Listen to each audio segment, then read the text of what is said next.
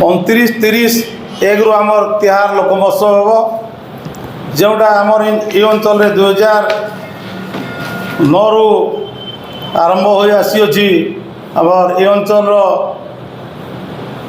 तिहार लोक महोत्सव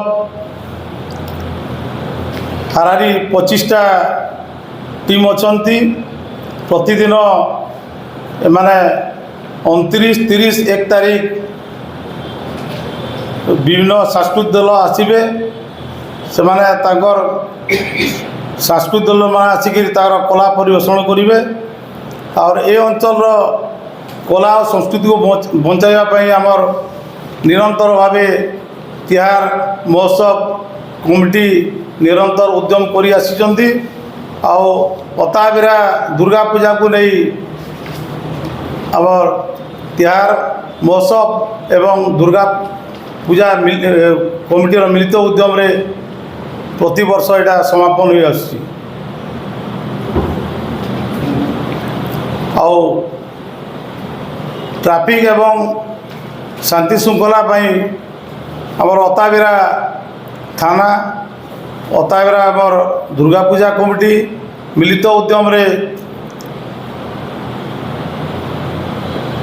समस्त वॉलंटियर मान को लेकरी गोटे माने व्यवस्था कराई सबुठ आमर दुर्गा पूजा जो रास्ता कड़े अच्छी से आमर जो ट्रैफिक समस्याटा रहे से गोटे आम बड़ चैलेंज आ गोटे आईन श्रृंखला गोटे आम गोटे बड़ चैलेंज जेहेतु 2 दिन आगु आमर अताबिरा आईसी एवं एटीपी सार सहित गोटे श्रृंखला कमिटी गोटे सभा होता से मत देते जे जो लोक आईन श्रृंखला भंग करेंगे असामाजिक तत्व बदमाशी करेंगे दृढ़ कार्यानुष्ठान आउ स्वतंत्र भाव आम अताबिरा बार एसोसिएशन अनुरोध करूँ से जे यात्रा भितर समस्या सृष्टि करेंगे कार्यानुष्ठान ग्रहण कराब आउ पूजा सरीवा पर्यंत बेल भी करा नहीं। जय माँ दुर्गा। हारारी आमर 1910 मसीह ब्रिटिश शासन समय आमर अताबिरा अंचलवासी निष्पत्ति क्रमे अताबिरा पुलिस स्टेशन ठारे आमर रंजिता पूजा जेनटा कि आज आम सार्वजनिक दुर्गा पूजा कहूँ पूजा करने सकाशे विभिन्न ग्रामर गौतिया जमीदार निष्पत्ति नहीं से समय और माँ दुर्गा मूर्ति पूजा आरंभ करी माँ कृपार आज दीर्घ 116 वर्ष पर्यंत पारंपरिक भित्ति माँ दुर्गा सार्वजनिक पूजा संपूर्ण हो आसुअछि। विभिन्न समय वयस्क व्यक्ति एवं समूह समय माँ मेढ़ पूजा संश्लिष्ट व्यक्ति कहवा अनुजाई युव व्यक्तित्व एवं स्वेच्छासेवी सहयोगितार यही वर्ष 2025 माँ दुर्गा सार्वजनिक पूजा उत्साह परिचालित होब। 1995 मसीह प्रथम 1997 मसीह मंदिर प्रतिष्ठा है।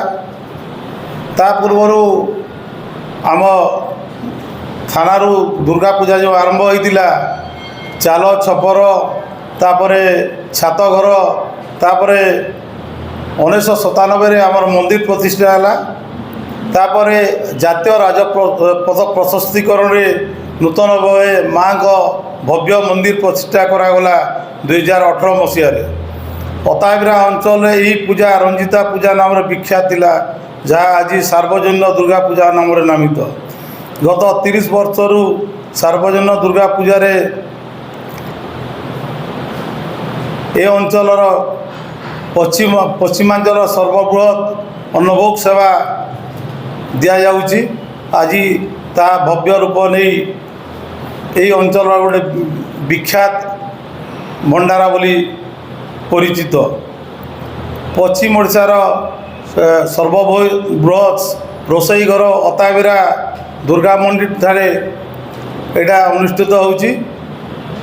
केवल दुर्गा पूजा उत्सव रे महिमा ଏବଂ ସୁନ୍ଦର ପେଣ୍ଡାଲ ପାଇଁ ପ୍ରସିଦ୍ଧ ନୁହେଁ ବରଂ ପବିତ୍ର ଭକ୍ତି ଏବଂ ସେବା ସହିତ ଚାଲିବା ପାଇଁ ପଶ୍ଚିମ ଓଡ଼ିଶାର ସର୍ବବୃହତ୍ ସାମୂହିକ ରୋଷେଇ ଘର ଆୟୋଜନ ପାଇଁ ମଧ୍ୟ ପ୍ରସିଦ୍ଧ। ପବିତ୍ର ନବରାତ୍ରି ମହୋତ୍ସବ ସମୟରେ ନିରନ୍ତର 9 ଦିନ ଧରି ମା ଦୁର୍ଗାଙ୍କୁ ଭୋଗ ସେବା ଅର୍ପଣ କରାଯାଏ ଏବଂ ହଜାର ହଜାର ଭକ୍ତଙ୍କ ମଧ୍ୟରେ ବଣ୍ଟନ କରାଯାଏ। ପ୍ରତ୍ୟେକ ଦିନ ହାରାହାରି 5,000 ରୁ 6,000 ଲୋକଙ୍କ ଅନ୍ନଭୋଗର ବ୍ୟବସ୍ଥା କରାଯାଇଥାଏ ଏବଂ ସନ୍ଧ୍ୟାରେ ସନ୍ଧ୍ୟାଭୋଗ ଦିଆଯାଏ। ସମସ୍ତଙ୍କ ଦିବ୍ୟ ଆଶୀର୍ବାଦ ପାଇବା ପାଇଁ ଏହି ବ୍ୟବସ୍ଥା ସୁନ୍ଦର ଭାବରେ ବ୍ୟବସ୍ଥିତ କରାଯାଇଛି। ଏହି ପ୍ରକ୍ରିୟା ଦୀର୍ଘ 9 ଦିନ ଧରି ଏହି ଅଞ୍ଚଳର ସବୁ ଗ୍ରାମ ସ୍ୱେଚ୍ଛାସେବୀମାନଙ୍କୁ ନେଇକରି ନିରନ୍ତର ଭାବେ ସମସ୍ତେ ସହଯୋଗ କରି ଏହି ବ୍ୟବସ୍ଥାକୁ ସୁଚାରୁ ରୂପେ ତୁଲେଇ ଆସୁଛନ୍ତି। ଏହି ଅଞ୍ଚଳର ସମସ୍ତଙ୍କୁ ନେଇ ଯେଉଁ ଏ ବିଶାଳ ମାନେ এই ଅଞ୍ଚଳର ପ୍ରସିଦ୍ଧ ରଞ୍ଜିତା ପୂଜା ଯେନ୍ଟାକି ଆମେ ଦୁର୍ଗା ପୂଜା କହୁଛୁ ସମସ୍ତଙ୍କ ସହଯୋଗରେ ପରିଚାଳିତ ହୋଇ ଆସୁଛି। ଏହି ସାର୍ବଜନୀନ ଦୁର୍ଗା ପୂଜାରେ ଖାଲି ହିନ୍ଦୁ ନୁହେଁ ମୁସଲିମ ସମ୍ପ୍ରଦାୟର ଲୋକ ବି ଆମ এই କମିଟିରେ ରହନ୍ତି ସହଯୋଗ କରନ୍ତି ଆଉ ପ୍ରତିବର୍ଷ ଏଇଟା ସୁଚାରୁ ରୂପେ ହୋଇ ଆସୁଅଛି। ଅତାବିରା ଟିଭି ଚ୍ୟାନେଲକୁ ଲାଇକ୍ ସବସ୍କ୍ରାଇବ୍ ଏବଂ ସେୟାର କରିନିଅନ୍ତୁ ଯଦ୍ୱାରା ଅଞ୍ଚଳର ଭିନ୍ନ ଭିନ୍ନ ସମସ୍ୟା ଏବଂ ଗୁରୁତ୍ୱପୂର୍ଣ୍ଣ ଖବର ଗୁଡ଼ିକ ଆପଣମାନେ ଦେଖିପାରିବେ।